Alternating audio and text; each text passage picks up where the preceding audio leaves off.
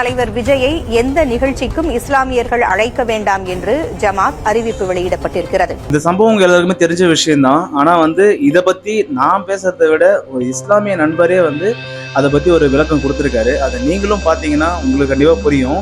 As a முஸ்லிமா என்னுடைய ஓட்டு பாத்தீங்கன்னா எங்க அண்ணன் விஜய்க்கு தான். என்னோட ஃபேமிலியில் இருக்க எல்லா ஓட்டும் பாத்தீங்கன்னா டிவி கேக்கு தான். எனக்கு தெரிஞ்ச முஸ்லிம் பசங்கிட்ட எல்லாருக்கிட்டையும் சொல்லி இந்த வாட்டி ஓட்டு பாத்தீங்கன்னா டிவி கேக்கு தான் நான் போட சொல்றேன். உங்களுடைய ஸ்டேட்மெண்ட் எப்படி தெரியுமா இருக்கு? டிஎம்கே ஒரிஜினல் ஐடியில வாடான்ற மாதிரி இருக்கு உங்களுடைய ஸ்டேட்மெண்ட்.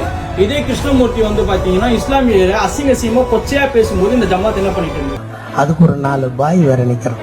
எல்லா இடத்துலயும் நாங்க 4 பேர் இருப்போம். யார் நல்லது இதுக்கு எச்சஸ் ஒரு தொழிலாண்டாங்க.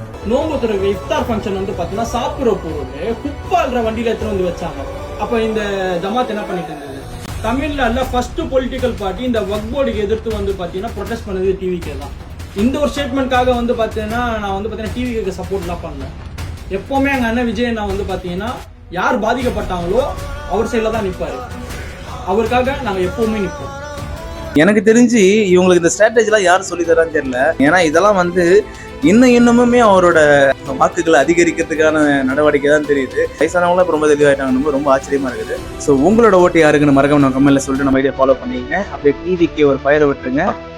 என் நெஞ்சில் குடியிருக்கும் எனது அன்பான இஸ்லாமிய பெருமக்கள் உங்கள் அனைவருக்கும் என்னுடைய வணக்கம்.